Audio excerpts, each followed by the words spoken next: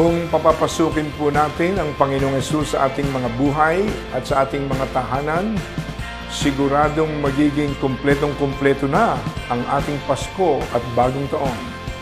Naparito siya sa lupa at nagkatawang tao para iligtas tayo sa kapangyarihan at kaparusahan ng kasalanan. Siya ang kabuluhan at tunay na susi ng kaligtasan, kagalingan sa sakit at karamdaman, kalayaan sa kasalanan, at tunay na pagbabago ng buhay. Kaya naman totohanan nating ialay ang ating mga buhay sa Kanya.